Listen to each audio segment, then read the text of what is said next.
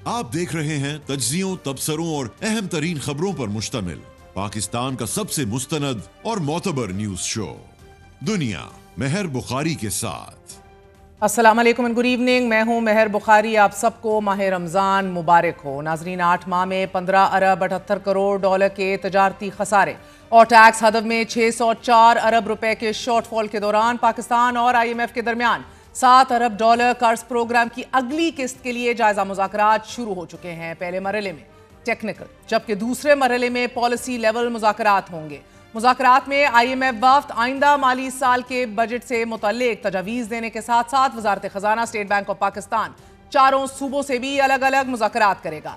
इन मुज़ाकरात के दौरान IMF पाकिस्तान से प्रोग्राम में रखी गई शराइत पर अमल दरामद रिपोर्ट का भी जायजा लेगा। और ये मिशन ऐसे वक्त में पाकिस्तानी हुक्काम से मुज़ाकरात करेगा कि जब IMF का एक और मिशन गुज़िश्ता माह ही पाकिस्तान का दौरा करके जा चुका है। IMF मिशन को पहली छमाही रिपोर्ट पेश की जाएगी कि जिसमें ज़राई आमदन पर टैक्स आयद करने, रिटेलर्स को टैक्स नेट में लाने की शर्त पर भी ब्रीफिंग दी जाएगी।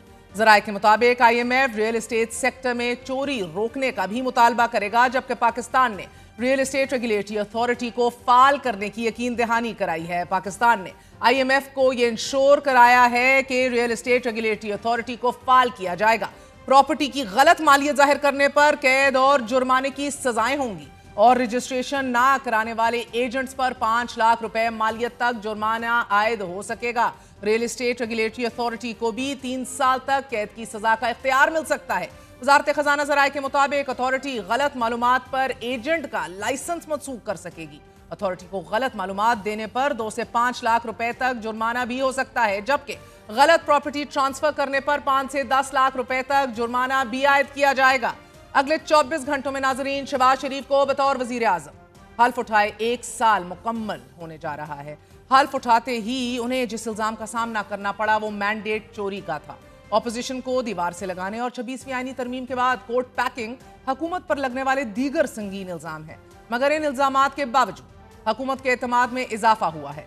वैसे तो हुकूमत अखबारात की इश्तिहारात, टेलीविजन स्क्रीनें, हत्ता के अवामी इज्तिमा में अपनी परफॉर्मेंस कारकर्दगी के बड़े पैमाने पर तशहीर कर चुकी है, मगर कल वजीर आजम शहबाज शरीफ मुआशी अशारियों का तफसीली मुआजना अवाम के सामने रखेंगे। हुकूमत का यह दावा है कि हुकूमत वक्त ने रियासत के लिए सियासत कुर्बान कर दी है। वजीर इत्तलात अता ताड़ भी यही दावा कर रहे हैं कि मेहनत, नेकनियती और टीम वर्क की वजह से आज हम इस मकाम पर पहुंचे हैं। महंगाई में कमी के असरात अवाम तक पहुंचना शुरू हो चुके हैं। कल प्राइम मिनिस्टर साहब 1 साल की कारकर्दगी कौम के सामने रखी जाएगी। 1.5% पे महंगाई है आज। पिछले साल 23% और इस साल वो 1.5% पे आई है। ये 9.5 साल बाद की कम तरीन सतह है महंगाई की, अल्लाह ताला के फजल से। स्टॉक एक्सचेंज को आप देखें, दिन ब दिन वो ऊपर जा रही है, उसमें बेहतरी आ रही है। उज़्बेकिस्तान की प्रेसिडेंट ने कहा कि पाकिस्तान को एक मुनफरिद हैसियत हासिल है, पाकिस्तान एक रेलेवेंट मुल्क है, इकॉनमी बेहतर हो रही है, ग्लोबल पॉलिटिक्स में पाकिस्तान का किरदार है। आलमी रहनुमा मेरे वजीर आजम शहबाज शरीफ को साथ बिठा के ये बात करते हैं। मुआशी बहाली का सफर है, इसमें इंस्टीट्यूशंस का पूरा किरदार है और हम ये समझते हैं कि जो किरदार SIFC ने अदा किया है, जनरल सैयद आसिम मुनीर साहब चीफ आर्मी स्टाफ ने अदा किया है, काबिल सताइश है।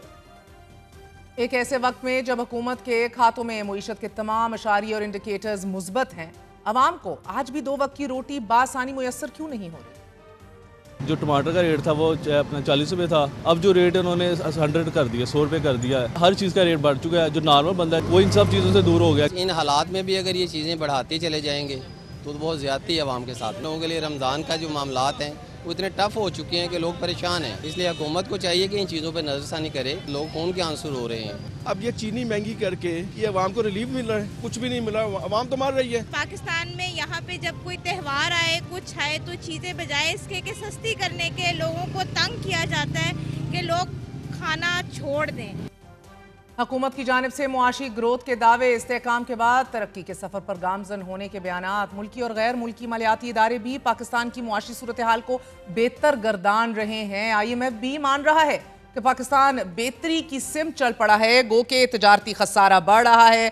शॉर्टफॉल पूरा करने के ऊपर सवाल इस मुल्क में उठाए जा रहे हैं, लेकिन हुकूमत बार बार ये दावा कर रही है कि महंगाई 38% से कम होकर 3% पर आ गई है। इन तमाम तर दावों के बावजूद मगर आम आदमी आज भी मुतमईन क्यों नहीं? अगर महंगाई कम हुई है तो इसके असरात आम आदमी तक क्यों नहीं पहुंच रहे? गुज़िश्ता रोज वज़ीर आज़म शहबाज शरीफ ने वफाकी दारुल हुकूमत में रमज़ान पैकेज की इफ्तिताही तकरीब से खिताब करते हुए ये बताया कि 40 लाख खानदानों के जो कि तकरीबन 2 करोड़ अफराद बनते हैं के लिए 20 अरब रुपए की खतीर रकम मुख्तस कर दी गई। इस रमजान में पिछले साल के मुकाबले में महंगाई दम तोड़ चुकी है। तकरीबन 20 अरब रुपए की खतीर रकम इस पैकेज के लिए मुख्तस की गई है, जिसके जरिए 40 लाख खानदान यानी 2 करोड़ से ज्यादा अफराद मुस्तफीद होंगे। जबकि पंजाब हुकूमत की जानिब से 30 अरब रुपए के रमजान पैकेज का ऐलान किया गया है कि जिसके तहत 30 लाख खानदानों में कैश की सूरत में रकम उनके घरों की दहलीज तक पहुंचाई जा रही है। नाज़रीन, 25 करोड़ आबादी के इस मुल्क में 40% लोग खते गुर्बत से नीचे हैं कि जिनके लिए 2 वक्त की रोटी का हसूल जिंदगी की सबसे बड़ी जंग है। हुकूमत वक्त ने रमजान पैकेज का ऐलान करके अवाम को आर्जी रिलीफ मुहैया जरूर कर दिया है, मगर अवाम इस रिलीफ से कहीं ज्यादा उस महंगाई के बोझ तले दब चुकी है कि जो रमजान के शुरू होते ही कई गुना इजाफे के साथ गरीब अवाम के कांधों पर आन पड़ा है। वजारत खजाना ने भी ईद उल फितर से कबल महंगाई के हवाले से खतरे की घंटी बजा दी है। उनका कहना है कि मार्च में महंगाई की शरह 4% हो सकती है कि जो जनवरी में 2.41% रिकॉर्ड की गई थी। रमजान शुरू होते ही जरूरी इस्तेमाल की अशिया के नर्ख बढ़ा दिए गए हैं।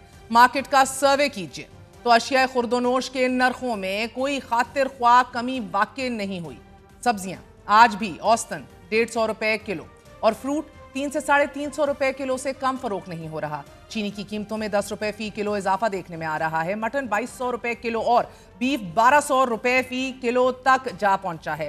प्याज का सरकारी रेट 63 रुपए किलो है, मगर मार्केट में जाइए, मार्केट में 80 रुपए फी किलो फरोख्त हो रहा है। इसी तरह लहसुन के सरकारी नर्ख 610 रुपए फी किलो है, मगर मार्केट में 1000 से 1200 रुपए तक फरोख्त हो रहा है। आलू की सरकारी कीमत 58 रुपए फी किलो रुपए मुकर्रर 100 रुपए में फरोख्त हो रहा है। प्याज 58 की बजाय 80 रुपए फी किलो में फरोख्त जारी है, जबकि चिकन की कीमत में 30 गुना इजाफा हो चुका है। पेशावर में लहसुन और अदरक की 640 रुपए फी किलो में फरोख्त की जा रही है, जबकि मटर 150 रुपए किलो फरोख्त हो रहा है। वजीर आजम शहबाज शरीफ ने रमजानुल मुबारक में महंगाई पर भरमी का इजहार करते हुए वजीर आजम की जानिब से हमने अहकामात सुने और ये कहा गया कि चीनी और दीगर अशिया ज़रूरिया की कीमतों के कंट्रोल के हवाले से कोई कोताही बर्दाश्त नहीं की जाएगी। अवाम को खाने पीने की अशिया की कम नरखों पर फरामी हमारी अव्वलीन तरजीह, इसको यकीनी बनाया जाए। गो के जहन में रखिए कि मेरी ज़ाती तौर पर बहुत से लोगों से और ऐसे मजदूरों से बात हुई है कि जो तरबूज 100 रुपए का ला रहे हैं, मगर उनके ऊपर दबाव है कि 70 का बेचो, और जब वो नहीं बेच सक रहे तो उनको भी घेर कर पुलिस स्टेशन ले जाया जाता है और 20-20 हज़ार रुपए जुर्माने भी अलग भरने पड़ रहे हैं। So the disconnect is huge at the moment. वजीर आजम का चीनी की जखीरा अंदोजी में मुलविस अनासर के खिलाफ भी बड़ी सख्त कार्रवाई करने का एक अज़म है जो दोहराया गया है। गुज़िश्ता महीनों में भी हुकूमत ने सख्त कार्रवाई की कि जिससे चीनी की स्मगलिंग के खात्मे में मदद मिली, मगर हकीकत अनफॉर्चुनेटली ये है कि हुकूमत आज भी जखीरा अंदोजी और होर्डिंग के सामने बेबस दिखाई दे रही है। हमारे साथ इसी वाले से बात करने के लिए मुआविन खसूसी वजीर आजम राना एहसान अफजल मौजूद हैं, जबकि साबिक वजीर खजाना मिफ्ता इस्माइल भी हमारा साथ दे रहे हैं। आप दोनों का बहुत बहुत शुक्रिया। पहले तो ये फरमाई दीजिएगा मिफ्ता कि हुकूमत दावा कर रही है कि महंगाई माहाना बुनियादों पर जो है वो 1.5% हो गई है, मगर चीज़ों के अभी नर्ख मैंने बताए ज़ाती तौर पर हम विजिट करते हैं, घर हम भी चला रहे हैं, चीज़ें अभी तक सस्ती नहीं हो रही। फिर क्या ये नंबर्स की हद तक अफरात ज़र कम हुई है या व्हाट्स हैपनिंग एग्जैक्टली? देखिए, इसमें 2 बातें हैं। एक तो ये कि अफरात ज़र की कमी हुई है। जो अफरात ज़र पिछले साल 24% था, इस साल 5.9% है और शायद 8 पे ख़त्म हो जाएगा अफरात ज़र। इसका मतलब ये है कि पिछले साल 24% तक कीमतें बढ़ी थी और इस साल उसके ऊपर मज़ीद 8-9% कीमतें बढ़ेंगी। तो जो चीज़ मिसाल के तौर पर 160 रुपए की पिछले साल दाल थी, वो 200 रुपए की हो गई और अब 200 से बढ़ के वो 216 की होगी या 218 की होगी, वो कम नहीं होगी। और क्योंकि पहले क्वार्टर में आपने देखा कि जीडीपी 0.9% से बढ़ी है, आमदन सिर्फ 0.9% से बढ़ी है, इसका मतलब है कि जो औसतन पाकिस्तानी इस साल भी इसकी इनकम जो है वो 1.6% से कम हो गई है। और पिछले 3 सालों में क्योंकि औसतन पाकिस्तानी की इनकम कम हो रही है, उनकी औसतन आमदन कम हो रही है और पाकिस्तानी गरीब होते जा रहे हैं, तो चीज़ें हमारी और दस्तरस से निकल रही हैं। फिर रमज़ान के दिनों में कुछ पेरिशेबल आइटम्स की चीज़ों में थोड़ी सी प्राइस हाइक तो आती है पहले हफ्ते के अंदर, तो वो तो एक्सपीरियंस करते ही हैं हम लोग। लेकिन फॉर द मोस्ट पार्ट ये है कि चीज़ें और महंगी हो रही हैं और तनख्वाहें नहीं बढ़ रही, इसलिए लोगों को तकलीफ है। तो शहबाज शरीफ साहब का पहला साल जो है اس کے اندر ایک کام آپ کو یہ کرنا چاہیے. ایک تو ویسے تو گو کے ساتھ 60 پیج کا اشتہار انہوں نے نکالا ہے ماشاءاللہ, لیکن یہ جو 10 کروڑ 50 لاکھ لوگ غربت کے نیچے ہیں, اور جو اس سال کے اندر 1.5 کروڑ لوگ غربت کے نیچے اور چلے گئے ہیں, ان کو جا کے یہ بتا دینا چاہیے کہ تمہارا حال برا ہے لیکن معیشت وہ کہہ رہے ہیں کہ اچھی ہو گئی ہے, کہ افراط زر کم ہو گیا ہے کیونکہ تم جو ہو غربت کے نیچے چلے گئے ہو. تو آج بھی 10 کروڑ 50 لاکھ لوگ خط غربت کے نیچے ہیں, جو 40% ہے. آج بھی 2 کروڑ 65 لاکھ بچے اسکول کے باہر ہیں, جو دنیا میں بڑا نمبر ہے. آج بھی 40% بچہ پاکستان میں اسٹنٹڈ ہے. تو یہ ایک سال کے ختم ہونے پہ پتہ نہیں کس چیز کی خوشی منا رہے ہیں. تو یہ رانا صاحب کس چیز کی خوشی منانے کا سوال پوچھ رہے ہیں سابق وزیر خزانہ, لیکن 8 ماہ میں ایف بی آر کا ٹیکس شارٹ وال بھی رانا صاحب 604 ارب روپے تک پہنچ چکا ہے, اور اس دوران ہم نے دیکھا ہے کہ آئی ایم ایف جائزہ مشن پہلے جائزے کے لیے پاکستان میں موجود ہے, لیکن مشن کو قائل کرنا اتنا ہی کیا آسان ہوگا کہ جتنا آپ لوگ دعویٰ کر رہے ہیں یا ایکسپیکٹ کر رہے ہیں؟ بسم اللہ الرحمن الرحیم. دیکھیں, جو حقائق مفتہ صاحب نے بیان کیے ہیں وہ درست ہیں. پاکستان میں قطعی طور پہ ہم یہ کلیم نہیں کر رہے کہ دودھ اور شہد کی نہریں بہہ رہی ہیں, لیکن پاکستان جہاں 1 سال پہلے کھڑا تھا معاشی طور پہ, اور اب جب 1 سال بعد ہمارا حکومت کا ٹینیور ختم ہوا ہے, تو جتنے بھی میجر میکرو اکنامک انڈیکیٹرز ہیں وہ اس میں ایک بہتری آئی ہے. اور مہنگائی کی شرح کی اگر بات کریں تو بالکل مہنگائی کی شرح 30% سے 1.5% کے اوپر آ گئی, اور اس سال کی ایوریج ابھی 5.9% ہے. It is a remarkable achievement. اور دیکھیں جو سی پی آئی ہے وہ اس میں 480 کے قریب آئٹمز ہوتے ہیں, تو اس کی ایوریج جو اضافہ ہوا ہے مہنگائی کی شرح میں وہ 1.5% ہے. اور دیکھیں اوور آل اگر آپ دیکھیں تو صحیح کہہ رہے ہیں مفتہ صاحب کہ لوگوں کی انکم اس طریقے سے نہیں بڑھی, اور ان ریئل ٹرمز نا ان کی پرچیسنگ پاور تو آج بھی اتنی ہی متاثر ہے, if not more. In real terms تو وہی جھٹکا لگا ہوا ہے نا سر. میں نے آپ کو جس طرح بتایا ایک بہت ڈسکریپنسی, ایک ڈسکنیکٹ ہے آن گراؤنڈ. آپ لوگ ویسے جو دعوے کر رہے ہیں statistically you might be correct, but it's not translating ایک عام آدمی کے لیے آن گراؤنڈ, جس کے لیے بڑا مشکل ہو رہا ہے اپنا گھر کا راشن اکٹھا کرنا اور اپنے لیے 2 وقت کی روٹی یقینی بنانا. دیکھیں بالکل, تو اس کے لیے اب ہم نے جو ہے اسٹیبلٹی اچیو کر لی ہے. آپ کا اوور آل اگر آپ دیکھیں کہ آپ کے ریزروز بہتری کی طرف میں آپ سے ہیں, پوچھ آپ رہی کا ہوں ایک شارٹ فال کے اسٹیبل ہوتے ہوئے آپ ایکسچینج. آئی ایم ایف کو کیسے کنونس کریں گے؟ اچھا شارٹ فال پہ آ جائیں. ہاں یہ اچھا بتائیں دیکھیں نا پہلے. شارٹ فال کے اوپر آپ دیکھیں, میں آپ کو بتانا چاہتا ہوں کہ 26% ٹیکس کلیکشن میں اضافہ ہے. اس چیز کے باوجود کہ دیر از اے شارٹ فال, لیکن 12% انفلیشن جو ہے وہ ہم نے ایکسپیکٹڈ تھی, لیکن ابھی وہ انفلیشن 6% پہ. تو اس کا مطلب اگر 6% انفلیشن ہے تو 6% گروتھ جو ہے ٹیکس میں انفلیشن بیسڈ ہے.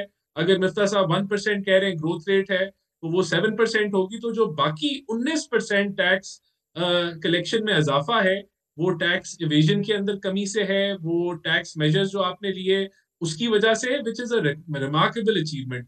ہمارے پاس ابھی بھی we are at a primary surplus, اور آگے بھی ہم انشاءاللہ ایک پرائمری سرپلس ہی کریں گے. تو آئی ایم ایف کے ساتھ جو معاملات ہیں, چاہے وہ سرکولر ڈیٹ کے اوپر ہوں, رانا صاحب 26% ٹیکس کلیکشن کی آپ بات کریں, مگر ہمارے اہداف اور ٹارگٹس تو پھر بھی میٹ نہیں ہو رہے نا. سیلری کلاس سے تو آپ نے ٹیکس اکٹھا کر لیا, کرتے بھی جا رہے ہیں. Real estate, agri, other tax جو سیکٹرز ہیں, ریٹیلرز وغیرہ, وہ تو ابھی تک دے ہی نہیں رہے نا. کب تک ہم سیلریڈ کے اوپر ہی بوجھ رکھیں گے اور پھر بھی اہداف حاصل نہیں ہوں گے؟ سو یہ ابھی مسئلہ ہے. سو ریئلسٹکلی مفتاح, یہ آئی ایم ایف کو کنونس کر پائیں گے, نہیں کر پائیں گے؟ Because right now the rhetoric and the statements are positive. We have to admit that for whatever reason. میری دعا ہے اللہ تعالیٰ سے کہ آئی ایم ایف کو یہ کنونس کر پائیں. نو پاکستانی وڈ وانٹ کہ خدا نخواستہ یہ پروگرام ڈیریل ہو جائے. ہم چاہتے ہیں کہ یہ پروگرام چلتا رہے. تو مجھے لگتا ہے کہ انشاءاللہ آئی ایم ایف کو یہ کنونس کر پائیں گے اس بات پہ کہ اور ایک اور قسط ہمیں دے دو. جو ان کو مسئلہ ہے وہ ٹیکس کلیکشن پہ نہیں آئے گا اتنا. ان کو جو اصل مسئلہ آئے گا وہ جو انہوں نے ریفارمز کے وعدے کیے تھے اور جس پہ اکثر کام نہیں کیا, اس پہ مسئلہ آئے گا. انہوں نے مثال کے طور پہ ایک وعدہ کیا تھا کہ ہم نیشنل فائنانس پیکٹ بنائیں گے اور اس کے تحت کچھ اخراجات ہم صوبوں کو دیں گے, بسٹ کے اور دیگر اخراجات. وہ کوئی کام نہیں ہوا. پھر انہوں نے کہا تھا کہ ہم صوبوں سے ایگریکلچر ٹیکس کا پاس کروا لیں گے 1 جنوری تک اور پھر اس کو امپلیمنٹ کروائیں گے. وہ بڑی مشکل سے پاس ہوا ہے اور امپلیمنٹ تو بالکل نہیں ہوا. تو اس پہ آئی ایم ایف نمبر پوچھے گی, اس پہ مسئلہ آئے گا.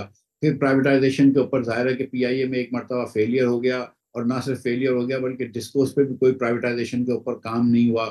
تو اس کے اوپر بات کریں گے. تو آئی تھنک کہ I M F structural reforms کے اوپر ان کے اوپر بات ضرور کرے گا ان سے, لیکن اپریل کے مہینے میں اگر مارچ میں آئے ہیں اور اپریل میں ان کی اسٹاف لیول اگریمنٹ ہوتا ہے تو اپریل کے مہینے کے بعد جا کے منی بجٹ لانا یا اسمال ٹیکس لگانا وہ تو بے سود ہوگا.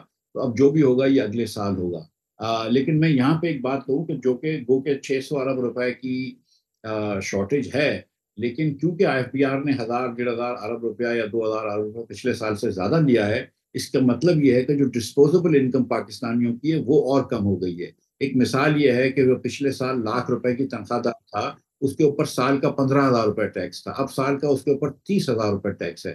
تو آپ دیکھیں کہ لاکھ روپے کی تنخواہ دار کے اوپر آپ نے کتنا بوجھ ڈالا ہوا ہے اور جس کی وجہ سے آپ اس طرح مل رہا ہے. اسی طرح اشیاء خورد و نوش کے اوپر آپ نے 1% ٹیکس لگا دیا ہے، دودھ کے اوپر ٹیکس لگا دیا ہے، 18% کر دیا، ہر چیز کے اوپر 1% ٹیکس بڑھا دیا، پھر 2% آپ انکم ٹیکس کاٹ رہے ہیں. تو ٹیکس اتنا سارا FBR لے رہا ہے نا، تو اس سے ایک اکانومک ڈسرپشن آ رہی ہے، جس کی وجہ سے آپ نے دیکھا کہ لارج اسکیل مینوفیکچرنگ پاکستان میں کم ہو گئی ہے، انویسٹمنٹ تو آئی نہیں رہی ہے. تو یہ مسائل لانگ ٹرم مسائل ہیں. آئی ہوپ کہ IMF بھی اپنی آنکھیں کھولے اور ان کو مگر مفتاح فیس سمجھ. لیس سسٹم کا کراچی میں تو بڑا اچھا ایک ایکسپیرینس اور تجربہ ہوا ہے، لیکن تاجر دوست میں اسکیم میں ہم نے دیکھا ہے کہ اٹ واز ویری انسکسیسفل، ناکامی دیکھنے کو ملی. نان فائلر کو بھی نیٹ میں ہم نہیں لا سکے. پھر بھی اگر ایگری ٹیکس پروونسز نے لگا تو دیا ہے implementation as you رائٹفلی high lighting is again ابھی تو ٹائم ہے امپوز کرنے میں. کتنی کامیابی ہوگی آپ کے مطابق؟ یہ کتنا سکسیسفل ہو جائے گا؟ کیونکہ احسان صاحب سے بھی پوچھیں گے کہ اس کے ساتھ ساتھ ریل اسٹیٹ ریگولیٹری اتھارٹی بھی آج خبروں میں آ رہی ہے کہ اس کو ہم لوگ بڑا زبردست قسم سے پیش کریں گے IMF کو.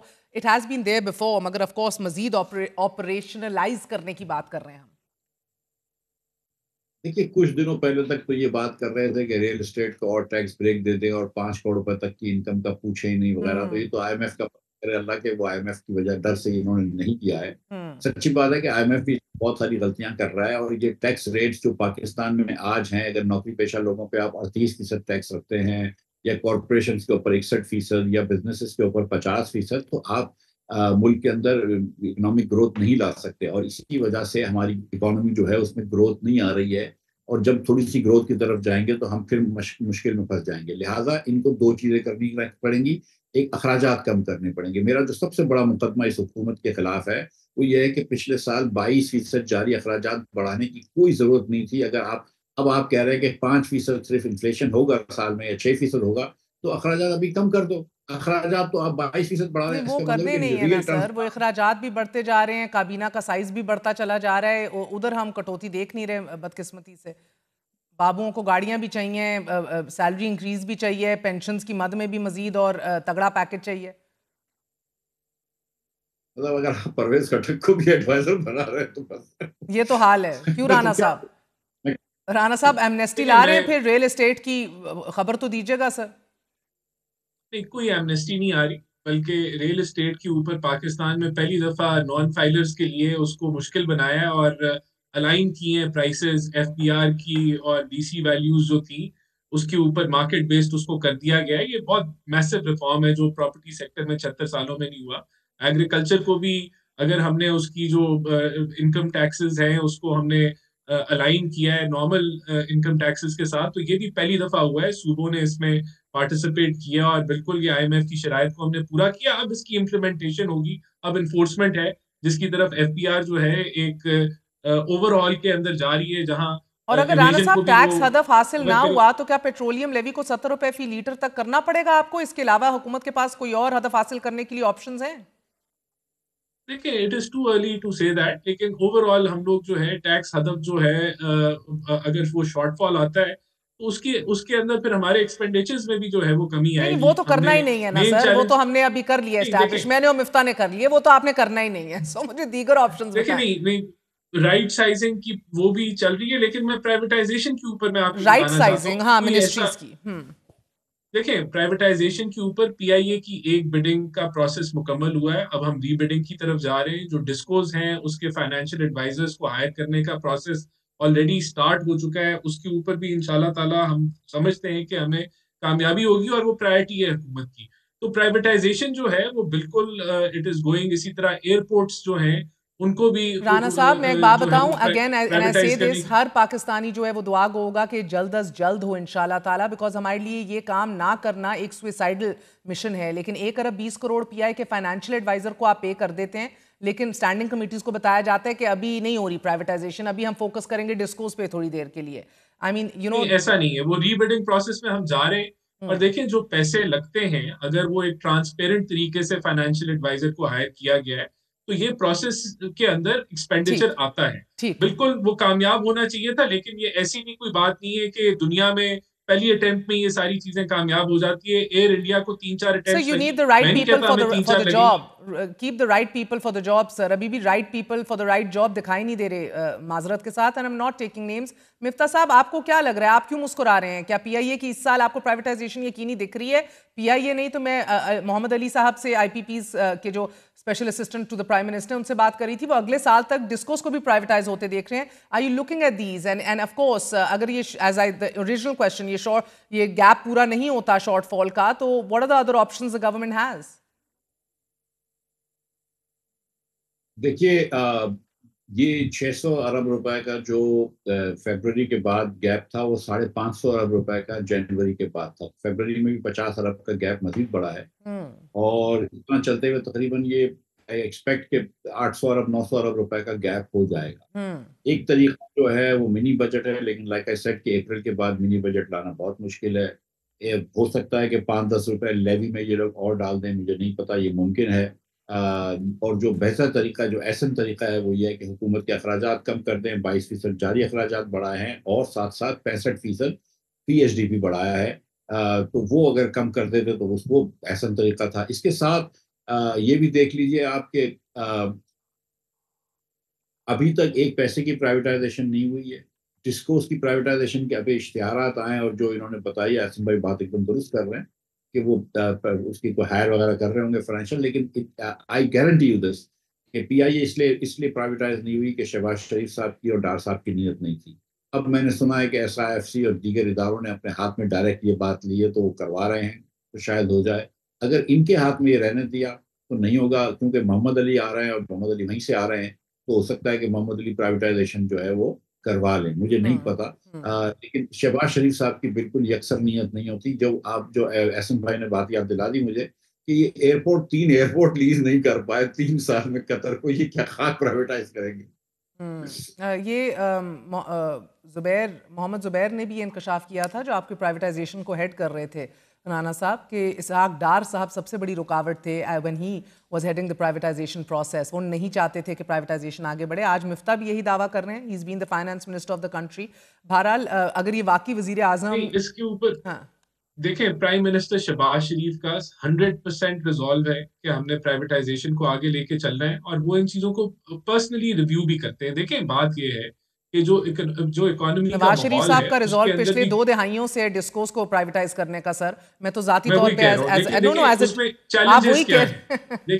نہیں, میں سن لینا چیلنجز کیا ہیں کہ ایک ملک میں جہاں 40% مہنگائی کی شرح ہو, ڈی ویلیویشن بڑی تیزی سے ہو رہا ہو, ڈپلیٹنگ ریزروز ہوں, وہاں یہ ماحول نہیں تھا کہ آپ پرائیویٹائزیشن میں کامیابی ہو. لیکن اب اگر آپ دیکھیں تو وہ اکنامک انوائرمنٹ ڈیولپ ہو گیا ہے, اور پاکستان کو دنیا بھر اب دیکھ رہی ہے اور انٹرسٹ بھی دے رہی ہے. تو اب دیکھیں یہ اکنامک انوائرمنٹ 1 سال میں ہم نے ڈیولپ کیا ہے جہاں میکرو اکنامک انڈیکیٹرز سارے پازیٹیو ہیں, اور اب پرائیویٹائزیشن کی طرف یا ہم ایف ڈی آئی کو اگر لانے کی کوشش کر رہے ہیں تو ہم سمجھتے ہیں کہ ہمیں کامیابی ملے گی. دیکھیں بات یہ, آپ جس شعبے کو اٹھا لیں, میں آپ کو 10 اقدامات گنوا دوں گا کہ ہم نے یہ سفر طے کر لیا ہے, اور اب آگے آنے والے چند مہینوں میں ہم یہ چیزیں ایکسپیکٹ کر رہے ہیں. تو ہر شعبے میں کام ہو رہا ہے. مگر رانا صاحب بجٹ میں بیرونی امداد کے لیے جو آپ نے ٹارگٹ سیٹ کیا ہے وہ $10,000 ملین رکھا گیا ہے, مگر پھر صرف ہم دیکھ رہے ہیں کہ $3600 ملین حاصل ہوئے ہیں. ہدف سے 35% یہ کم ہے. کرنٹ اکاؤنٹ سرپلس کی بجائے جنوری کے مہینے میں $42 کروڑ ہو گیا ہے. یہ تجارتی خسارہ بھی بڑھتا جا رہا ہے. So these are issues that you have to address, کیونکہ گروتھ ہم ابھی گروتھ کی طرف ریل چیلنج ہی یہی ہے. ریل چیلنج ہی یہی ہے کہ if you go for growth very quickly تو آپ دوبارہ ایک کرنٹ اکاؤنٹ ڈیفیسٹ کے سائیکل میں پھنس جائیں گے, جو ہم نہیں کرنا چاہتے. تو اس لیے ہم آئی ٹی کو فوکس کر رہے ہیں, اس لیے ہم ایگریکلچر کو فوکس کر رہے ہیں. But are you really doing it at a speed which we need? مفتاح صاحب, یہ سپیڈ اور فوکس جو ہے اتنا زبردست اور توانا ہے جتنا ہمیں درکار ہے, کیونکہ جب تک گروتھ نہیں آئے گی تب تک ہم ملکی معیشت تو ٹھیک نہیں ہوگی. لیکن گروتھ ریٹ بڑھا تو پھر خسارہ بھی بڑھ جائیں گے, یہ کہہ رہے ہیں. لیکن پاکستان کیسے اس چیلنج سے نبرد آزما ہو سکتا ہے؟ دیکھیے ران صاحب جو بات کر رہے ہیں وہ ٹھیک بات ہے کہ یہ ایکسپورٹ کو فوکس کر کے اگر گروتھ لائیں تو بڑی اچھی بات ہے. مقصد یہ ہے کہ پاکستان میں گروتھ بھی آنی ہے لیکن ایکسپورٹ کے تھرو آنی ہے. لیکن انہوں نے اس کے لیے جو کہہ رہے ہیں کہ ہم فوکس کر رہے ہیں, اس پہ میں معذرت کے ساتھ کنونس تھوڑا نہیں سا ہے. کنوینس نہیں ہوں. دیکھیں نا, اگر آپ انٹرنیٹ بند کر دیتے ہیں تو آئی ٹی کے اوپر تو آپ میرے خیال سے فوکس نہیں کر رہے آپ نا. اسی طرح مثال کے طور پر یہ کہنا کہ ہم ایگریکلچر پہ فوکس کر رہے ہیں, میرا نہیں خیال ہے کہ صرف کہنے سے فوکس ہو جاتا ہے. دیکھیں پاکستان میں جو اسٹرکچرل ریزنز ہیں جس کی وجہ سے ڈیفیسٹ اتنا ہے, اس کا اسٹرکچر کا نمبر 1 ریزن جو ہے وہ NFC ایوارڈ ہے, اور جس کی وجہ سے صوبوں کو جو پیسے ملتے ہیں وفاق کے 60%, تو وفاق کا ڈیفیسٹ بہت بڑھ جاتا ہے. تو جب تک وہ آپ ایڈریس نہیں کریں نہیں, گے اور اس کو آپ نہیں, اپنی حکومتیں اتحادی سندھ میں بیٹھے ہیں, مریم بی بی پنجاب میں بیٹھی ہیں, بلوچستان بھی اپنا ہی ہے, تو میں تو سمجھنے سے قاصر ہوں کہ یہ کیوں ہنگامی بنیادوں پہ ایڈریس ہو کے ریزالو نہیں ہو گیا ابھی تک. وہاں پہ کمیشن تک نہیں بنایا. اس کے بعد دوسری گزارش یہ ہے کہ جب آپ یہ بات کر رہے ہیں کہ ہم آئی ٹی کے اوپر فوکس کر رہے ہیں, تو آپ یہ بات بھی تو ساتھ کہیں کہ 2.65 کروڑ بچے پاکستان میں اسکول کے باہر ہیں. ٹھیک, تو 40% بچہ ہے آپ کا وہ اسکول کے باہر ہے. جو ایک سیکنڈ, یہ اسٹیٹسٹک ذرا ضروری ہے, یہ سن لیجیے کہ 10 میں سے 8 بچے پاکستانی 10 سال کی عمر کے 2 جملے نہیں پڑھ سکتے کسی زبان میں. تو ان کو آپ کیا خاک سکھائیں گے کمپیوٹر جو اردو نہیں پڑھ سکتے؟ ہمارے یہاں تعلیم کا جو ناقص نظام ہے اس کو ٹھیک کرنے کے لیے وفاق اور صوبے مل کے کچھ کام نہیں کر رہے ہیں. تو آپ کس طرح فوکس کر رہے ہیں آئی ٹی کے اوپر, مجھے سمجھائیں. اگر بچے کو آئی ٹی کا کام نہیں آتا ہو, انڈیا کا بچہ جو ہے وہ انڈین انسٹیٹیوٹ آف ٹیکنالوجی سے اپلائیڈ میتھ کی ڈگری لے کر نکلا ہو, 4 سال کی, ہمارا بچہ 3 مہینے کا سیلانی ویلفیئر ٹرسٹ کا ڈپلوما لے کر نکلا ہو, تو کیا برابر کام کر سکتے ہیں؟ ہمارے بچے کا انٹرنیٹ نہیں رانا چلتا ہو, صاحب کیا اس کا برابر؟ مختصراً جواب دے دیجئے. دیکھیں میں آپ کو بتاتا ہوں کہ اس کے اوپر بڑی ڈیٹیل ورکنگ ہوئی ہے اسکل ڈیولپمنٹ کے اوپر, اور آپ کی نیفٹیک ہو گئی, پی سیپ ہو گئی, ان کے اسکل ڈیولپمنٹ پروگرامز بڑے جو ہے وہ لانچ ہو گئے, جس میں 2 سے 3 لاکھ لوگوں کا ہدف ہے ود ان 1 ایئر ان کو آپ نے ٹرین کرنا ہے. وہ لانچ ہو چکے ہیں پروگرامز. یہی طریقہ ہے. دیکھیں آپ انٹرنیشنل سرٹیفکیشنز جو ہیں آئی ٹی گریجویٹس کو یا جو آئی ٹی لٹریٹ جو بچے ہیں ان کو آپ کے کرائیں گے تو آپ اکوپ کر سکیں گے فری لانسرز کو, اور آپ اپنی آئی ٹی کی انکم کو بڑھا سکیں گے. تو ٹھیک, یہ اس کے اوپر ایک ڈیٹیل پلان, اور it is already been launched, اور اس پہ کام چل رہا ہے. دیکھیں مشکل ہے, چیلنجز بہت زیادہ ہیں, لیکن ہم اس رستے پہ چل رہے ہیں جس سے رزلٹ نکلے گا. اور یہ ہوائی باتیں نہیں ہیں, وہ ہم پورے پلان کے ساتھ ایک امپلیمنٹیشن کے موڈ میں ہیں, امپلیمنٹیشن کے فیس میں. چیلنجنگ انوائرمنٹ ہے, میں ایگری کرتا ہوں, لیکن we are taking all the necessary steps. ٹھیک ہے جی, we wish you the best of luck. 1 سال تو پورا ہو چکا ہے, اگلے 4 سال آپ کو موقع دیا جائے یہ کام کرنے کے لیے, کیونکہ ایز آف رائٹ ناؤ تو حالات جو ہیں وہ مفتاح گھمبیر ہیں. آپ کی اپوزیشن الائنس جو ہے وہ رنگ پکڑتی جا رہی ہے. آپ چاہ رہے ہیں کہ عید کے بعد آپ اکٹھے ہو جائیں. اس کے اوپر کوئی ابھی تک پروگریس ہوا ہے گرینڈ اپوزیشن الائنس کا؟ کیونکہ مولانا صاحب تو ابھی بھی دکھی ہیں, پی ٹی آئی سے ان کو جواب اور گارنٹیز ملی نہیں ہے اس حوالے سے. 1 سال مکمل ہونے کی بات کر رہے ہیں, اگلے 4 سال بھی ہو جائیں گے ان کے پورے جب تک آپ لوگ اکٹھے ہوں گے. اللہ ان کے 20 سال پورے کروا دے. مگر ہماری تو یہ ہے کہ مجھے تو بڑی خوشی ہو کہ احسان اور یہ منسٹر بنے اور یہ لوگ آگے بڑھیں. میں صرف اتنا چاہتا ہوں کہ جو چیف منسٹر اور پرائم منسٹر بنے وہ اپنی سیٹیں جیتے ہوئے ہوں. باقی تو میرا کوئی مقدمہ نہیں ہے ان کے خلاف. اپنی سیٹیں جیت کے آئیں تو ہمارے تو یہ تو چھوٹا بھائی ہے میرا. یا آپ یہ شرارتی باتیں نہ کیا کریں, اور ایسی خواہشات اپنے پاس رکھیں. آپ یار مہر کمال کر رہی ہو, یہ شرارتی بات ہے کہ الیکشن جیت کے پرائم منسٹر, میں آپ کو متنبع کر رہی ہوں, یہ شرارتیں نہ کیجیے, ادھر اپنے پاس رکھیں ایسی خواہشیں. دوسری گزارش یہ سن لیجیے کہ دیکھیں یہ اپوزیشن کا کوئی الائنس سیریسلی ابھی الائنس کی طرف نہیں جا رہے. لوگ الائنس کی بات کرتے ہیں کیونکہ ہمیشہ سے الائنس بنتے رہے, اور پی ڈی ایم اور جی ڈی اے اور ایم آر ڈی اور اے آر ڈی.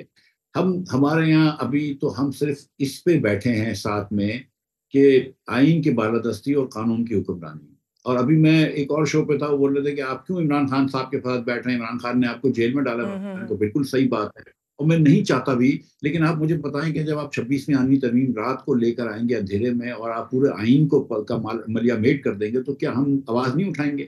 چلیں. اور اگر عمران اس کے خلاف آواز اٹھائے گا تو ہم اس کو خوش آمدید کہیں گے. اسی طرح اگر پیکا لا پاس کرتے ہیں پورے پاکستان کے خلاف. میں تو آپ کے اکٹھے ہونے کے مقاصد پہ سوال نہیں اٹھا رہی تھی, رفتار کے اوپر سوال اٹھا رہی تھی اور اس کے ریئلسٹکلی پورا ہوتے ہوئے سوال اٹھا رہی تھی.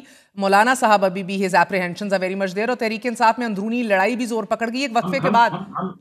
جی بول لیجئے. ابھی ہم مولانا صاحب کی بھی بات سن رہے ہیں, باقی سب لوگ بات سن رہے ہیں. مولانا صاحب کے جو وہ ہیں ایک دم جائز ہیں, اس کو مولانا صاحب کو کانفیڈنس کے بغیر نہیں ہوگا. اوکے سر, ہو بھی نہیں سکتا سر. بہت بہت شکریہ. تحریک انصاف کی اندرونی لڑائی کے اوپر بات کریں گے وقفے کے بعد.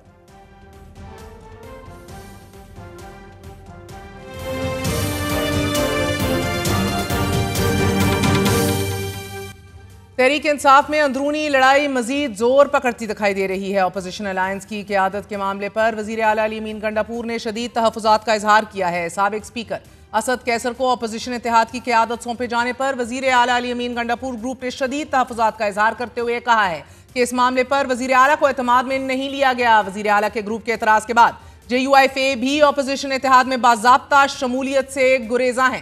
اسد کیسر پر تحفظات کے بعد وزیر اعلیٰ علی امین گنڈاپور نے پیر پگاڑا سمیت سندھ کی دیگر جماعتوں سے خود ملنے کا فیصلہ کیا ہے. اس سے پہلے اسد کیسر نے سندھ کی سیاسی جماعتوں سے رابطے کیے تھے. پارٹی کے ان داخلی اختلافات کے باوجود اپوزیشن کا اتحاد بھی کمزور پڑ رہا ہے اور اس معاملے پر بھی پارٹی قیادت کی طرف سے مزید سخت فیصلے لیے جانے کے امکانات ہیں. اطلاعات ہیں کہ خیبر پختونخوا میں بھی تحریک انصاف کی تنظیمیں تحلیل کر دی گئیں. صوبائی جنرل سیکرٹری علی اصغر کی طرف سے جاری اعلامیے کے مطابق بانی چیئرمین کی ہدایات کے مطابق تنظیمیں تحلیل کی گئی ہیں کہ جس کا مقصد حکومت اور پارٹی عہدے الگ الگ کرنا ہے. صوبائی صدر جنید اکبر خان نے بھی PTI خیبر پختونخوا میں تمام ریجنل صدور اور جنرل سیکرٹریز کے عہدے فوری طور پر ختم کر دیے ہیں. اعلامیے کے مطابق عمران خان کی ہدایات کے مطابق خیبر پختونخوا میں پارٹی ڈھانچے کی تنظیم نو کو یقینی بنانے کے لیے خیبر پختونخوا حکومت میں ذمہ داریاں سنبھالنے والے افراد کو پارٹی کا کوئی عہدہ نہیں دیا جائے گا. تمام کارکنان اور عہدیداران کو پابند بھی کیا گیا ہے کہ وہ حکومت اور پارٹی تنظیم میں بیک وقت عہدے نہیں رکھیں گے. ناظرین, اعلامیے میں یہ بتایا گیا ہے کہ پارٹی کو ازسر نو ترتیب دینے کا فیصلہ کر لیا گیا ہے اور عہدوں پر نئی تقرریوں کا مولانا فضل الرحمان کا فیصلہ تھوڑی دیر بعد ہوگا. مولانا فضل الرحمان اس وقت تک اپوزیشن اتحاد کا حصہ نہیں ہے. 2 روزہ قومی کانفرنس میں بھی JUIF نے صرف بطور مبصر ہی شرکت کی تھی, جبکہ مولانا فضل الرحمان نے اپوزیشن اتحاد کے الائنس کے طریقہ کار, سربراہی اور فیصلوں کے طریقہ کار پر تحفظات کا اظہار کیا تھا. ایک طرف تحریک انصاف کی اندر سٹرکچرل چینجز ہو رہے ہیں, دوسری طرف مولانا فضل الرحمان صاحب. بہرحال JUIF ابھی بھی منتظر ہے کہ کوئی کلیرٹی اور گارنٹی آئے PTI کی طرف سے کہ وہ باقاعدہ طور پر اس گرینڈ اپوزیشن الائنس کا حصہ بن سکیں, کہ جو کہ نہیں آ رہی. JUIF نے اپنے تحفظات PTI کے سامنے بھی رکھے ہیں. PTI کے جواب کے بعد JUIF اسے اپنی مجلس شورا اور مجلس عاملہ سے بھی منظور کروائے گی, مگر تاحال ایز وی اسپیک مولانا اس اتحاد کا حصہ بنتے دکھائی نہیں دے رہے اور اعلان بعد میں کیا جائے گا. بہرحال بڑی خبر کی طرف بڑھتے ہیں. آپ کو بتاتے چلیں کہ ایک بار پھر کشیدگی دیکھی جا رہی ہے بارڈر کے اوپر, ایک دفعہ پھر کشیدگی رپورٹ کی جا رہی ہے. اسی حوالے سے بات بھی کریں گے, لیکن طورخم بارڈر پر پاکستانی فورسز اور افغان طالبان میں ایک بار پھر جھڑپ جو ہے وہ 3 سیکیورٹی اہلکار زخمی ہو چکے ہیں. طورخم بارڈر 11 روز سے ہر قسم کی آمد و رفت کے لیے بند اور دونوں طرف اجناس اور دیگر سامان سے لدے سینکڑوں ٹرک اور کنٹینرز جو ہیں وہ پھنس گئے ہیں. دونوں ممالک کے درمیان تجارتی سرگرمیاں بند ہونے سے مقامی آبادی, تاجروں اور مسافروں کی مشکلات میں اضافہ مسلسل 11ویں روز بھی جاری ہے. سرحد کی بندش سے $1 کروڑ سے زائد کی تجارت متاثر ہو چکی ہے. حالیہ کشیدگی کل رات اس وقت شروع ہوئی کہ جب افغان حکام کی طرف سے ایک متنازع مقام پر چوکی تعمیر کرنے کی کوشش کی گئی. افغان حکام کی جانب سے چوکی کی تعمیر پر پاکستان نے اعتراض کیا اور دونوں جانب سے کشیدگی میں اضافہ ہوتا چلا گیا. پاکستان افغان سیکیورٹی فورسز ساری رات جھڑپ میں الجھی رہیں. دونوں اطراف سے وقفے سے فائرنگ کا سلسلہ بھی جاری رہا. افغان فورسز کے حملے میں پاکستان میں ایک موٹر پوسٹ کو نقصان پہنچا اور پاکستانی سیکیورٹی فورسز کی بھرپور جوابی کارروائی میں افغانستان کی جنگل پوسٹ اور خوڑ پوسٹ کو تباہ کر دیا گیا. کشیدہ حالات کو دیکھ کر پاکستان نے مزید نفری بھی سرحد پر پہنچا دی ہے. جھڑپ کے بعد سرحد کے قریبی گاؤں کو خالی کروا لیا گیا ہے اور ہزاروں شہریوں کو لنڈی کوٹل منتقل کر دیا گیا ہے. 11 دن پہلے بھی یہ کنفرنٹیشن اور کشیدگی اس وقت شروع ہوئی تھی کہ جب افغان بارڈر مینجمنٹ کے اہلکاروں نے ممنوعہ علاقے میں چیک پوسٹ تعمیر کرنا شروع کر دی تھی اور گو کہ پاکستانی حکام کی جانب سے منع کیا گیا. اس کے باوجود افغان حکام باز نہیں آئے کہ جس پر تلخ کلامی شروع ہوئی اور بات تورخم بارڈر ایک بار پھر بند کرنے تک جا پہنچی. گیٹ بندش کی وجہ سے دونوں جانب سینکڑوں مال بردار گاڑیاں پھنس چکی ہیں جس سے اشیاء خوردونوش پھل اور سبزیوں سے لدے سینکڑوں کنٹینر شاہراہ پر رک چکے ہیں جس سے تاجروں کے کروڑوں روپے ڈوبنے کا بھی اندیشہ پیدا ہو گیا ہے. اور پھر تازہ جھڑپ ایسے وقت شروع ہوئی ہے کہ جب 2 دن پہلے ہی دونوں جانب سے سرحد پر تعینات اہلکاروں کے آپس میں مذاکرات ہونے تھے اور یہ توقع کی جا رہی تھی کہ 1-2 دنوں تک بارڈر کھل جائے گا. منگل اور اتوار کو ہونے والے 2 مذاکراتی دور کے باوجود بھی مگر کشیدگی کم ہونے کی بجائے بڑھ گئی. ذرائع بتا رہے ہیں کہ پاکستانی حکام کے ساتھ سرحد کھولنے کے مذاکراتی عمل میں نائب گورنر ننگرہار اور صوبائی ڈائریکٹر دفتر خارجہ بھی شریک تھے. طالبان کی جانب سے کچھ شرائط پیش کی گئیں کہ جس کی وجہ سے بات چیت نتیجہ خیز نہ ہو سکی اور پھر رات گئے افغان حکام کی جانب سے چیک پوسٹ کی تعمیر شروع کر دی گئی جس سے معاملات مزید سنگین ہو گئے. مگر دونوں طرف سے حکومتوں کی جانب سے اس بارے میں باقاعدہ کوئی بیان یا سٹیٹمنٹ جاری نہیں کیا گیا. سرحد کی بار بار بندش کی وجہ سے دونوں ممالک کی باہمی تجارت کا حجم $2.5 بلین سے بھی نیچے آ گیا اور حالانکہ اس سے پہلے دونوں ممالک کی طرف سے تجارت کا حجم $5 بلین تک لے جانے کی کوشش کی جا رہی تھی. مگر افغانستان میں طالبان کی عبوری حکومت کے قیام اور پھر پاکستان سے افغانیوں کی واپسی نے دونوں ممالک کے درمیان خلیج کو گہرا کر دیا ہے. افغان سرزمین ایک عرصے سے پاکستان میں دہشت گردی کے لیے استعمال ہو رہی ہے اور افغانستان سے پاکستان میں دراندازی کا سلسلہ تواتر سے جاری ہے. افغان دہشت گردوں کی جانب سے پاکستان میں دہشت گرد کارروائیوں میں مسلسل اضافہ دیکھا جا رہا ہے. 3 دن پہلے 28 فروری کو بھی پاکستان کی سیکیورٹی فورسز کی غلام خان قلعے میں کارروائی کے نتیجے میں 14 دہشت گردوں کو جہنم واصل کر دیا گیا اور ان ہلاک دہشت گردوں میں ایک افغان دہشت گرد مجیب الرحمان عرف منصور کی شناخت بھی ہو چکی ہے. یہ افغانستان کی نیشنل ملٹری اکیڈمی کا کمانڈر رہ چکا تھا. ناظرین اسی طرح 30 جنوری کو سیکیورٹی فورسز نے ڈی آئی خان میں آپریشن کے دوران ایک اور افغان شہری بدر الدین والد مولوی غلام محمد کو بھی ہلاک کیا. یہ دہشت گرد بھی افغان فوج میں لیفٹیننٹ اور صوبہ باغدیس کے ڈیپٹی گورنر کا بیٹا تھا. افغانستان کی جانب سے پاکستان میں دہشت گرد کارروائیوں کے بہت ہی واضح ٹھوس شواہد اور ثبوت موجود ہیں. دہشت گردی کی بڑھتی ہوئی ان کارروائیوں میں جمعے کے روز بھی نوشیرہ کے دارالعلوم حقانیہ کوڑا خٹک میں خودکش دھماکے میں مولانا حامد الحق سمیت 8 شہری شہید ہو گئے. اسی روز اپر اورکزئی اور کوئٹہ میں بھی دھماکے ہوئے. دہشت گردی کا عفریت منہ کھولے عرض وطن کے امن کو نگلنے پر تلا ہے اور افغانستان کی جانب سے مسلسل دراندازی اور تورخم بارڈر کی بندش پر گزشتہ روز وزیر اعلیٰ علی امین گنڈاپور اور افغان کونسل جنرل کے مابین بھی ملاقات ہوئی اور دونوں رہنماؤں نے سرحد جلد کھولنے پر اتفاق تو کر لیا لیکن وزیر اعلیٰ علی امین گنڈاپور کے مطابق صوبائی حکومت نے افغان حکومت سے مذاکرات کے لیے جرگہ تشکیل دیا ہے. مگر وفاقی حکومت کی طرف سے ٹی او آرز کی منظوری کا انتظار کیا جا رہا ہے. ٹی او آرز کی تشکیل کے بعد جرگہ افغانستان بھیجا جائے گا. Very short break. we're going to be right back. Stay with us.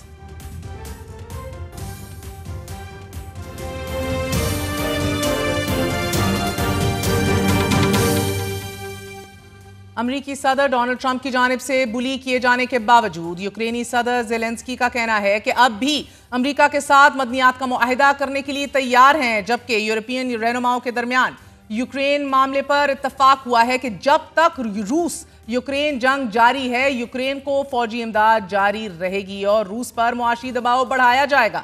3 دن قبل ہی ناظرین اوول آفس میں صدر ٹرمپ اور صدر زیلنسکی کی ملاقات ہوئی کہ جس میں غیر متوقع طور پر دوران مذاکرات امریکی اور یوکرینی صدر کے درمیان تلخ جملوں کا تبادلہ شروع ہو گیا جبکہ نائب امریکی صدر جے ڈبلیو وینس نے براہ راست صدر زیلنسکی کو حرف تنقید بنایا ان پہ دباؤ ڈالا. بات چیت کے دوران صدر زیلنسکی نے صدر ٹرمپ کے اس دعوے کو مسترد کر دیا کہ جنگ کی وجہ سے یوکرین کے شہر ملبے میں تبدیل ہو گئے ہیں. آپ کو معاہدہ کرنے کی ضرورت ہے وگرنہ امریکہ اس معاملے سے نکل جائے گا. آپ تیسری جنگ عظیم کا جوا کھیل رہے ہیں. جبکہ نائب امریکی صدر جے ڈی ڈبلیو وینس نے یہ کہا کہ اوول آفس میں آ کر خود کو بڑا بنا کر پیش کرنا امریکہ کی توہین ہے. دوران تکرار صدر زیلنسکی کو سوٹ نہ پہننے کا بھی تانا دیا گیا جبکہ جو بائیڈن کو بھی بار بار ذلیل کیا گیا ڈونلڈ ٹرمپ کی طرف سے.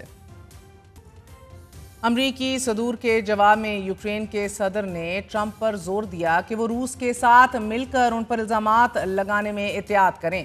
व्हाइट हाउस में कैमरों के सामने सदर ट्रंप सदर ज़ेलेंस्की पर जोर देते रहे, अपने प्रेडिसेसर को स्टूपिड प्रेसिडेंट कहते रहे, यूक्रेन यूज के साथ सुलह कर ले, साथ ही ये प्रेशर डालते रहे कि अमेरिकी नायब सदर ज़ेलेंस्की को बार बार ये कहा गया कि आपने वॉशिंगटन की मुसलसल हमायत का शुक्रिया तक अदा नहीं किया। ओवल ऑफिस मुलाकात से कबल तवक्को की जा रही थी कि यूक्रेन और अमेरिका के दरमियान मदनियात से मुतल्लिक मुआहदा तय पाया जाएगा, लेकिन ऐसा ना हुआ और यूक्रेन के सदर व्हाइट हाउस में खाना खाए बगैर रवाना हो गए। उन्होंने अमेरिकी सदर के साथ मुश्तरका प्रेस कॉन्फ्रेंस की और ना ही हडसन इंस्टीट्यूट और वॉशिंगटन डीसी में यूक्रेन हाउस का दौरा किया, जबकि मुलाकात के बाद सदर ज़ेलेंस्की ने एक्स पर अमेरिका का शुक्रिया अदा करते हुए लिखा कि शुक्रिया अमेरिका, शुक्रिया आपकी हमायत और इस दौरे के लिए, शुक्रिया अमेरिकी सदर, कांग्रेस और अमेरिकी अवाम। यूक्रेन को सिर्फ देर पा अमन की जरूरत है और हम बस इसी के लिए काम कर रहे हैं। जबकि यूरोपियन मुमालिक की तरफ से सदर ज़ेलेंस्की को वाज़े पैगाम देते हुए कहा गया है कि आप तन्हा नहीं हैं। सबसे पहले यूरोपियन कमीशन की सदर उर्सुला वॉन डर लेयन ने अपने पैगाम में लिखा है कि आपका वक़ार यूक्रेनी अवाम की बहादुरी का मोतरफ है। मजबूत रहिए, बहादुर रहिए, न डर रहिए, आप कभी भी तन्हा नहीं हैं। सदर साहब जर्मन चांसलर ओलाफ श्लॉज ने एक बयान में कहा है कि कोई भी यूक्रेनी शहरियों से ज्यादा अमन का ख्वाह नहीं है। यूक्रेन जर्मनी पर इन्हिसार कर सकता है और यूरोप पर भी। जर्मनी की कदामत पसंद जमात CDU के सरबरा फेडरिक मर्ज के जो मुल्क के अगले चांसलर हो सकते हैं, उन्होंने भी एक्स पर एक पोस्ट में कहा है कि व्हाइट हाउस के मनाजिर हैरान कुन थे। जिस मुल्क पर कब्जा किया गया हो, आप उसके सदर की पीठ में इस तरह छुरा कैसे घोंप सकते हैं? एक आजाद यूरोप यूक्रेन को धोखा नहीं देगा। जबकि फ्रांसीसी सदर इमैनुअल मैक्रोन ने यह कहा है कि रूस यूक्रेन के लोगों के खिलाफ जारियत कर रहा है और हम सबका 3 साल कबल यूक्रेन की मदद करना और फिर रूस पर पाबंदियां लगाना दुरुस्त इक़दाम था और हम ये जारी रखेंगे। इसी तरह नाजरीन, ऑस्ट्रेलियाई वज़ीर आज़म ने भी यूक्रेन की हमायत जारी रखने के अज़म का इज़हार किया है और ये कहा है कि जब तक ज़रूरत होगी हम यूक्रेन के साथ खड़े रहेंगे, क्योंकि ये एक जमहूरी कौम की एक आमिराना हुकूमत के खिलाफ जद्दोजहद है। जबकि नॉर्वे के वज़ीर आज़म जोनस गार स्टोर ने भी एक बयान में कहा है कि हमने जो व्हाइट हाउस में देखा है वो संगीन और मायूस कुन था। आलमी दुनिया की तरह बैनुल अक़वामी अखबारात ने भी डोनाल्ड ट्रंप और DJ वेंस की शोला बयानी पर तबसरे लिखते हुए यूरोपियन यूनियन के एक एहलकार ने नाजरीन ये तस्दीक की है कि जो कुछ हुआ वो वेकअप कॉल था। जबकि बरतानवी अखबार फाइनेंशियल टाइम्स ने लिखा है कि यूरोपियन यूनियन के अमेरिका के साथ साबका ताल्लुकात खत्म हो चुके हैं और अब खुद इन्हिसारी की जरूरत है। रिपोर्ट में मेटाफोरिकल टर्म्स का इस्तेमाल करते हुए ये कहा गया है कि अटलांटिक के दूसरी तरफ हमारे वालिदैन ने हमें ख़ानदानी घर से निकाल दिया है, हमारे अलाउंसेस भी काट दिए गए हैं और हमें वरासत से भी महरूम कर दिया गया है। इसी तरह BBC ने भी अपने तज्ज़िये में ग्रेगर एथनोनी ने लिखा है कि 3 बरसों के दौरान अमेरिका और बैनुल-अक़वामी इत्तेहाद ने रूस को अछूत बना दिया, आउटकास्ट कर दिया, मगर अमेरिकी सदर डोनाल्ड ट्रंप ने इस सूरत हाल को यकसर पलट कर रख दिया है। वो मॉस्को के साथ ताल्लुकात बहाल कर रहे हैं और रूस को एग्रेसर करार देने या फिर यूक्रेन को इस जंग में मजलूम या विक्टिम तस्लीम करने से इनकार कर रहे हैं। जबकि मारूफ अमरीकी सहाफ़ी फरीद ज़करिया ने भी CNN पर अपने तज्ज़िये फरीद स्टेक में यह कहा है कि सदर डोनाल्ड ट्रंप और यूक्रेनी सदर ज़ेलेंस्की की मुलाकात हादसे से कम नहीं थी। डोनाल्ड ट्रंप की जानिब से जो कुछ कहा गया वो अमरीकी तारीख से अक्सर मुख्तलिफ था। अमरीकी सदर ने जालिम के खिलाफ मजलूम की मदद करने से अक्सर इज्तनाब किया। हालांकि अमरीका हमेशा शख्सी आज़ादियों का चैंपियन रहा है। अमरीका ने दूसरी जंग अजीम में बेल्जियम की माली मदद की जब जर्मनी ने बेल्जियम पर हमला किया। अमरीकी सदर ज़ेलेंस्की से शुक्रिया का तकाजा करते रहे, हालांकि यूक्रेनी सदर ने मुतअद्दिद बार अमरीका का शुक्रिया भी अदा किया। फरीद ज़करिया के मुताबिक गुफ्तगू सुनकर यह वाज़ेह होता है कि ट्रंप प्यूटन के साथ एक स्पेशल बॉन्ड रखते हैं और अमेरिकी सदर डोनाल्ड ट्रंप अमेरिकी सियासत के मॉरल कैंपस को मुकम्मल तौर पर तब्दील कर चुके हैं कि जिसे 250 साल कबल इंतहाई सोच विचार के साथ तरतीब दिया गया था। अल अरेबिया ने भी अपने तज्ज़िये में लिखा है नाजरीन कि इसमें कोई शक नहीं कि अमेरिकी सदर डोनाल्ड ट्रंप और उनके यूक्रेनी हम मनसब ज़ेलेंस्की के दरमियान व्हाइट हाउस में होने वाली शोला बयानी पर सबसे ज्यादा खुश होने वाले रूसी सदर हैं। दोनों इत्तेहादियों के दरमियान इस पुरतशद्दुद झगड़े ने रूसी सदर व्लादिमीर पुतिन की खिदमत की है। अल अरेबिया तज्ज़िये में के ऐन मुताबिक रूसी हुकाम की तरफ से भी जो बयान सामने आया है उसका इजहार ये किया गया है कि क्रेमलिन के तर्जुमान दिमित्री पेस्कोव का यह कहना है कि यूक्रेन में फौजी ऑपरेशन उस वक्त तक जारी रहेगा कि जब तक तमाम अहदाफ पूरे नहीं कर लिए जाते। और हम देख रहे हैं ऑलरेडी कि मगरबी इत्तेहाद में अब इत्तेहाद कम नजर आ रहा है। मगरबी इत्तेहाद के टुकड़े टुकड़े होने का आगाज शुरू हो चुका है। मगर ब्लूमबर्ग की एक रिपोर्ट में यह कहा गया है कि सदर ज़ेलेंस्की समझते हैं कि यूक्रेन और अमेरिका के दरमियान ताल्लुकात को अब भी बचाया जा सकता है, किसी तरह इसको रिडीम किया जा सकता है, लेकिन इस तरह के मुज़ाकरात बंद दरवाज़ों के पीछे ही होने चाहिए। साथ ही यूक्रेन के सदर का यह भी कहना है कि मैं सिर्फ ये चाहता हूं कि यूक्रेन का मौक़िफ़ सुना जाए। हम अपने साथियों से चाहते हैं कि वो याद रखें कि इस जंग को शुरू करने वाला कौन है, लेकिन यूक्रेन अब भी अमेरिका के साथ मदनियात का मुआहिदा करने के लिए तैयार है। यूरोप की सियासत में नाज़रीन इस वक्त हलचल का दौर है, जहां अमेरिकी सदर डोनाल्ड ट्रंप ज़ेलेंस्की पर मुआहिदा करने या फिर मुस्ताफ़ी होने के लिए दबाव डाल रहे हैं। वहीं हम देख रहे हैं कि यूरोपियन मुमालिक ने यूक्रेन का साथ देते हुए सिर्फ बयानात दिए हैं, बल्कि गुज़िश्ता रोज़ व्हाइट हाउस वाक़े के बाद बरतानिया की जानिब से सदर ज़ेलेंस्की का शाही इस्तकबाल किया गया है और बरतानवी वज़ीर आज़म ने बहरानी मुज़ाकराती बैठक की मेज़बानी करते हुए दुनिया को खबरदार किया है कि यूरोप की सलामती once in a generation moment है। 18 यूरोपियन मुमालिक पर मुश्तमिल मुज़ाकराती ग्रुप से गुफ्तगू करते हुए बरतानवी वज़ीर आज़म ने कहा है कि हम सब आप और यूक्रेन की अवाम के साथ हैं और इस मेज़ पर मौजूद हर कोई आपके साथ है जब तक ये मसला हल नहीं हो जाता। हालिया दिनों में अमरीकी सदर डोनाल्ड ट्रंप के बयानात में ना सिर्फ जारियत नजर आ रही है नाजरीन, बल्कि कनाडा, मेक्सिको, इंडिया, चीन के बाद उन्होंने यूरोपियन यूनियन की मसनूआत पर भी 25% टैरिफ आयद करने का इशारा एक बार फिर दे दिया है। और डोनाल्ड ट्रंप समझते हैं कि यूरोपियन यूनियन का क़याम अमरीका को दबाव में लाने के लिए था। We will give you more इंशाल्लाह टुमारो। तशनगी आ जाएगी, इजाजत दीजिए, गुड नाइट, अल्लाह हाफिज।